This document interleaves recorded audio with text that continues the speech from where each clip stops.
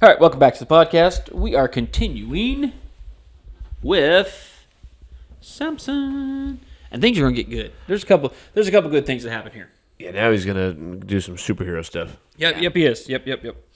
So So the background here is that Samson sees a beautiful Philistine woman. Okay, so as you can tell, time has passed since our previous chapter. Since he was born. Since he was born. So he's all grown up now, and the Lord began to stir in him. The Lord began to use him. I find this interesting because really it says here in the little subnotes here that God was actually setting this up so that Samson would basically have a reason to attack the Philistines. So, because they'd been under the oppression of the Philistines. Right. So, let's set this up. Samson sees a beautiful Philistine woman. Tells his dad, I want that one. Dad says, no, probably not a good idea. Samson says, basically, I don't care. Get her. That's the one. Mm-hmm. So classy. So that's pretty much what happens when you have loved been that girl. You know what I'm saying? Yeah. As you can tell, women had a lot of rights back then. Oh yeah. And then, so as we progress with this, we have this incident where he is going down to. Is he going down to meet her? Yes. And a young lion came roaring towards them, and the Spirit of the Lord powerfully came upon Samson, and he tore it apart. With his hands. With his hands. Just like a piece of paper. That's crazy. He was like, psych, lion. Already crazy that like a lion's just running at you, attacking you, just because that's just not. Mm-hmm. Mm-hmm. And then he's just like, it's fine, I'm gonna rip it apart. Mm-hmm. No more lion. Yeah, yep. And it didn't. I mean, and he wasn't freaked out. He wasn't. No, and he didn't even tell anybody. He was just like he kept that to himself. Yeah. He's like, yeah, whatever. I would tell shredded everybody. up a lion today. Yeah. Anyway, so then he continues on his way. And then we have him coming back through at a later date to go be married to this woman. Mm-hmm. And he sees the lion again, but this time it has a beehive in it with honey. Yep. So he just reaches his hand in and grabs some honey, which once honey. Again, he's a man's man. Yeah, I mean, I don't know if you've tried to reach honey out of a beehive with your bare hands. Yeah. Yeah. Zap, zap, It's zap. also sitting in a dead lion. Yeah. Let's not gloss over It's also that. fair. Yeah. That's where the problem lies. Yeah. Mm-hmm. Because that was one of the things that was a no-no for a Nazarite. Yeah. Was anything that was unclean or from nothing touched a dead carcass. Yeah. Yes. No contact with dead bodies. No dead bodies. Yeah. No contact with dead bodies. And he not only touched it, he ate out of the thing. So anyway, That's a lot of contact. Yeah. So he takes the honey and then takes some to his parents too. Didn't tell him where he got it. So. Fair. So he goes on to the wedding feast. Okay. Woo. And he gives him a riddle. Okay. Yeah. He chose 30 men to be his companion. He says, let me tell you a riddle. If you can give me the answer within 7 days of the feast, I will give you 30 linen garments and 30 sets of clothes.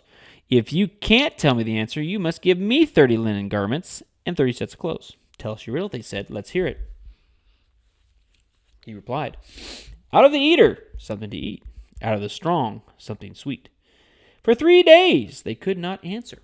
On the 4th day, they said to Samson's wife, coax your husband into explaining the riddle for us, or we will burn you and your father's household to death. Did you invite us here to steal our property? So what does Samson's wife do? Goes nuts. Yeah. To get the answer. You hate me. Yeah, you hate me. I feel like everybody's overreacting to this. Like, it's just a you riddle. made the bet. Yeah. You know? Yeah, like, you- maybe you should you have been like, took the no, bet. I don't Yep. want to do a riddle. Mm-hmm. They're like, guy's dumb. We can solve his riddles. Yeah. Wrong. So they're overreacting. Now the wife is also being a little much here. Okay, but if you were threatened to be burned to death, I mean, that's fair. I mean, I guess it comes back to they need to just say they don't know the riddle. Mm-hmm. Yeah. But we don't cry about it, guys. Yeah. And she she did this for, she cried a whole 7 days That's of the a feast. long And on the time to 7th cry. day, Samson finally told her because she continued to press him. She in turn, which you're going to find that's kind of a thing. She had to be so dehydrated for crying for 7 That's days. a great point. I didn't think Like, about that. how do you not run out of tears? Yeah. Keep drinking water. You got to keep drinking You water. gotta stay hydrated. Yeah. Hydrate or die. Yeah.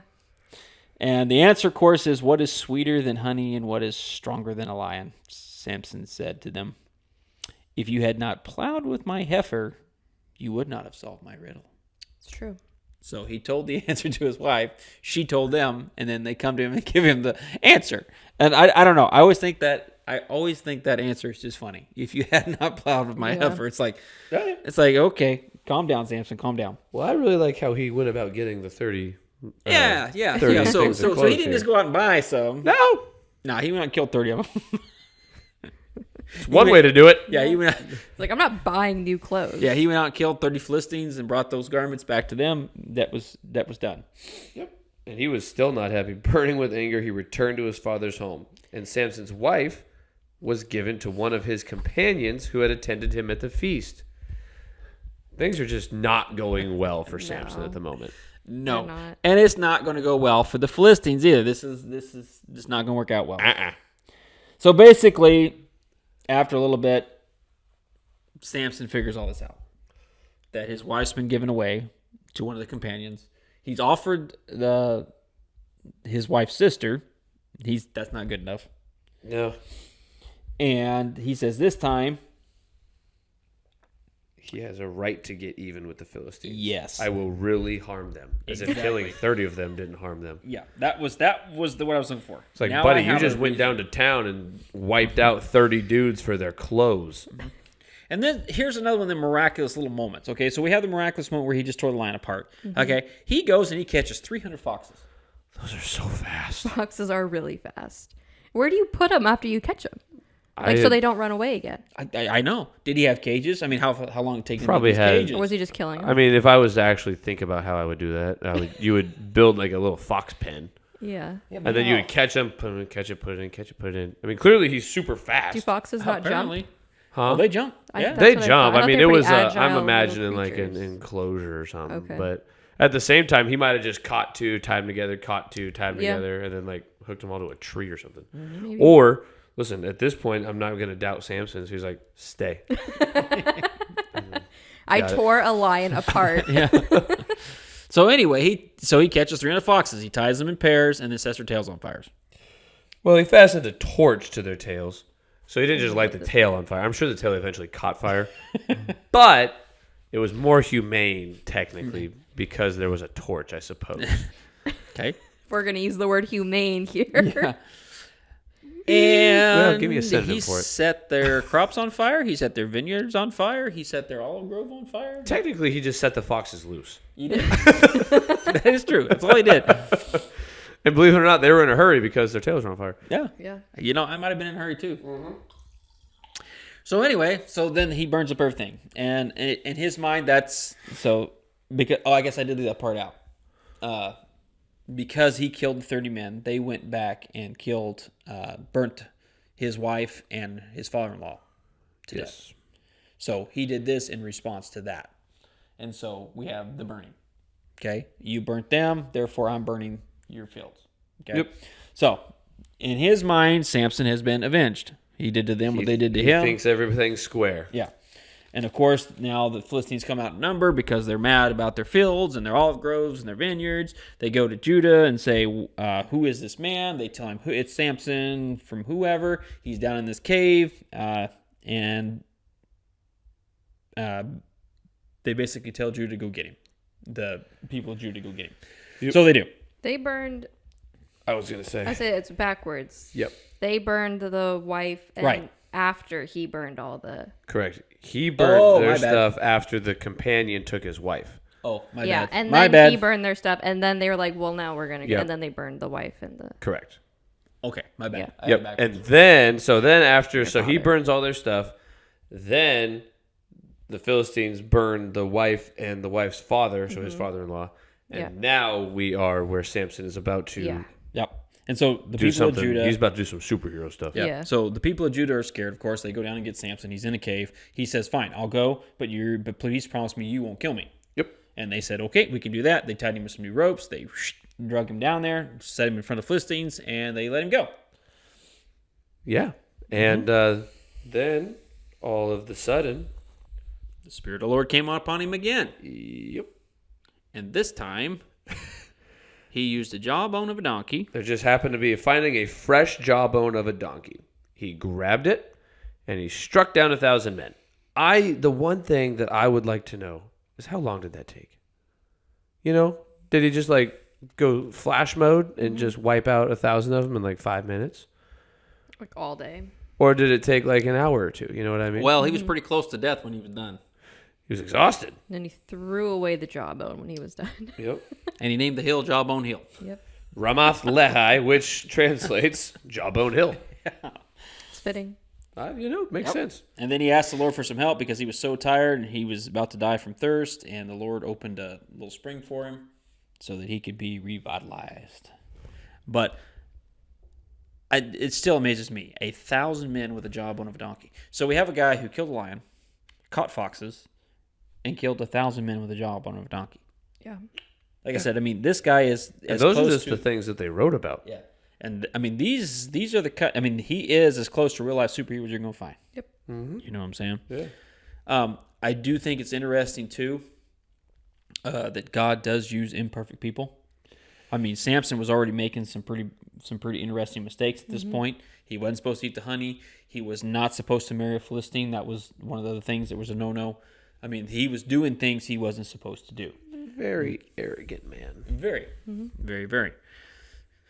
But I guess if you can tear a lion in half, I might be a little arrogant too. I can see where his arrogance was coming from. I'm not saying I don't understand it. I mean, I might be a little arrogant too. Yeah, I just tracked down 300 foxes, so not a big deal. Yeah. So anyway, but God is setting this. So God is using an imperfect person to accomplish His goal. Yep. You know what I'm saying? Which does give us a little bit of hope as Christians that we can do a little better than Samson. I mean, obviously we want to do better. Right. But God can use you to accomplish His goals.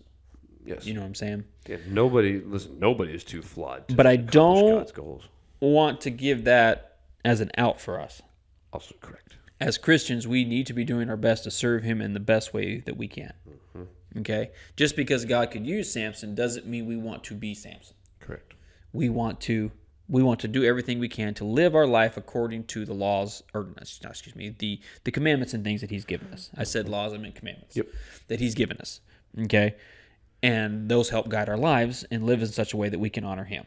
That's what we're going for. Mm-hmm. But God can use you in any state that you're in, if you let Him. Yep. Mm-hmm. And I mean, and Samson was letting God use him. I mean, that's when the Spirit of the Lord came upon him. Yeah, and he would go super mode. Yeah, yeah. And he didn't throw everything away that the Lord told him not to do. You know what I'm saying? Correct. Which we'll read more about that later. Talk about that next week. Yeah. But it is interesting. He broke all the other ones except one. Mm-hmm. He knew like Yeah. I'm not that good. Mm-hmm. Which then there can be a lesson for, we're pretty good at towing the line.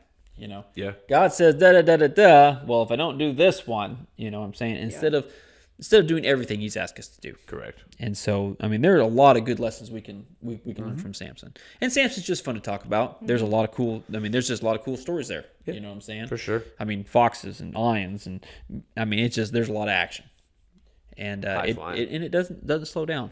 No. No, we're just getting started. So thanks for joining us, and we'll see you next time.